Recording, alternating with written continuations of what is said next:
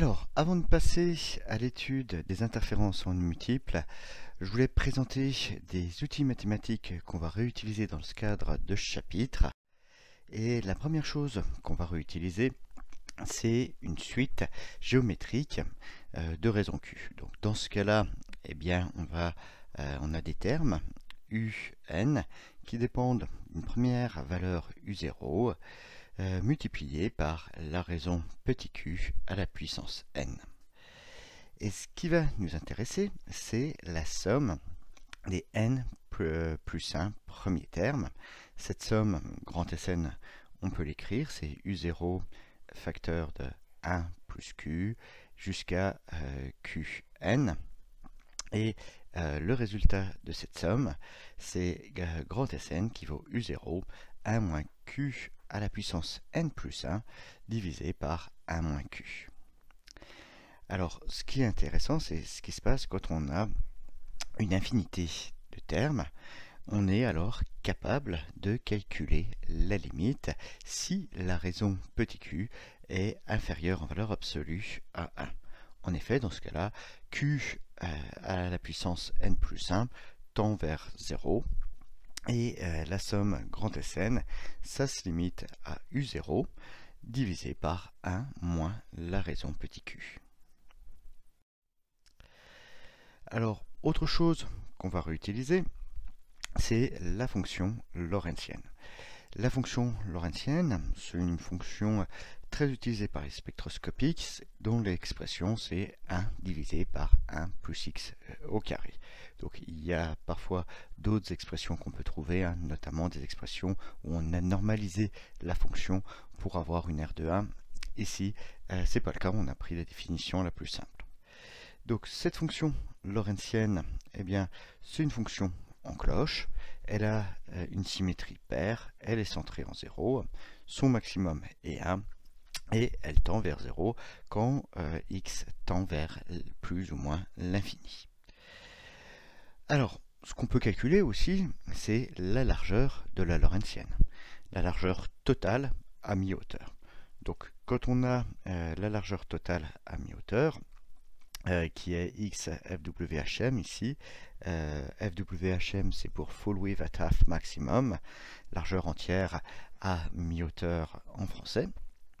Donc, ce qu'on peut écrire, c'est que la lorentzienne prise à la largeur totale divisée par 2 est égale à 1,5. Donc, si je déroule l'expression de ma lorentzienne, ça me donne 1 divisé par 1 plus xFWHM divisé par 2 au carré qui vaut 1,5. On voit ici que je peux inverser cette relation et ce qui va me conduire à trouver que ma largeur totale à mi-hauteur de la lorentzienne avec la définition que j'ai prise, eh bien ça vaut 2. Alors, vous vous rappelez, on avait discuté dans les vidéos des différentes transformations qu'on peut appliquer à partir d'une fonction pour changer le centre et puis la largeur. Eh bien, on peut faire ça aussi sur une lorentzienne, et là c'est l'expression d'une lorentzienne centrée en x0 et de largeur x1. Alors, dernière chose que j'aimerais discuter dans ces préambules mathématiques, c'est une nouvelle fonction que vous avez jamais croisée et qui va nous être particulièrement utile dans ce chapitre pour l'étude du Perron-Fabry. Cette fonction, c'est la fonction d'Héry. C'est une fonction qui dépend, en plus de la coordonnée x, d'un autre paramètre, ici petit m, et elle est définie comme étant l'inverse de 1 plus petit m sinus carré de x sur 2. Alors ici c'est la fonction d'Héry que j'ai représentée pour m qui est égal à 10. Et ce qu'on voit, c'est que cette fonction d'Héry, c'est une fonction périodique de période de pi. Donc ça, on le démontre facilement. Ici, on a un sinus carré. Donc c'est ça qui va fixer la périodicité. C'est une fonction qui est toujours positive et qui est paire. Or, on peut facilement calculer les maxima. Les maxima, c'est quand x est un multiple entier de 2pi. et les maxima, ils valent tous 1. Maintenant, les minima, qu'est ce qu'on les a? On a un minimum quand x est multiple impair de pi.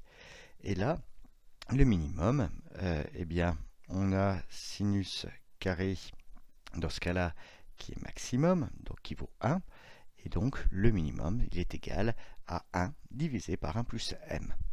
Ce qu'on voit, c'est que le minimum, lui, il va dépendre de m, et plus m va être important, plus le minimum va être faible. Alors, sur cette vidéo, ce que je vais représenter, c'est l'évolution de la fonction d'Airy en fonction du paramètre petit m. Donc, je vais lancer la vidéo. Et vous voyez que quand m augmente, eh bien, le minimum décroît. Ça, on l'a déjà vu à travers le calcul qu'on vient de faire. Et puis, on voit aussi qu'il y a une influence sur la largeur des pics qu'on observe. Plus m va augmenter, plus ces pics vont s'affiner et vont devenir étroits. On va avoir des pics qui vont être de plus en plus fins. Donc, ça, on le voit bien ici. Là, j'ai représenté en violet un pic avec m qui est égal à 1000. Et on voit que c'est un pic qui est beaucoup plus fin que ce qu'on a quand on a m qui vaut seulement 10. Donc, quand on a les pics vraiment très fins, là, on a quelque chose qui ressemble à un peigne. On va parler d'un peigne d'Airy. Et le cas limite, c'est quand m tend vers l'infini. Et dans ce cas-là, ce qu'on a, c'est ce qu'on appelle le peigne de Dirac. C'est un cas limite. Alors, comme on parle de cas limite, ce qui peut être intéressant, c'est de regarder ce qui se passe quand m est faible. Ici, j'ai représenté en bleu la fonction d'Airy pour m qui vaut 0,1. Et ce qui est intéressant, c'est de voir que c'est très proche d'une réponse sinusoïdale. Et ça, c'est pas un hasard. En effet, si m est faible, eh bien, je peux m'autoriser un développement limité. Et dans ce cas-là, j'ai am qui vaut 1 plus epsilon à la puissance moins 1, donc 1 moins epsilon, epsilon étant m sinus carré x sur 2. Donc, ce qu'on voit, c'est que quand j'ai m qui est faible, eh bien, ma réponse, elle est quasiment sinusoïdale. L'autre cas, c'est quand m, là, est grand. Donc, ici, j'ai représenté m qui vaut 100. Et si, rappelez-vous, on a dit que quand m est grand, les pics sont étroits. Ça veut dire que je vais m'intéresser uniquement à des x qui sont faibles. Et dans ce cas-là, eh bien, là aussi, je peux faire un développement limité et approximer sinus x par x. Et dans ce cas-là, eh bien, ma fonction d'Airy, elle va être une fonction lorentzienne. Là, grâce à ce développement limité, je fais disparaître le sinus, je me raccroche à une lorentzienne. Je peux normaliser un petit peu la forme, l'expression. Et ça me permet de conclure que ce que j'ai, c'est une forme lorentzienne de largeur à mi-hauteur qui vaut 4 divisé par racine de m. Donc ça nous permet de confirmer que plus m va augmenter, plus le pic qu'on observe tend à devenir faible. Sa largeur varie comme l'inverse de racine de m. Donc voilà pour ces différents outils qu'on va mettre en œuvre au cours de ce chapitre.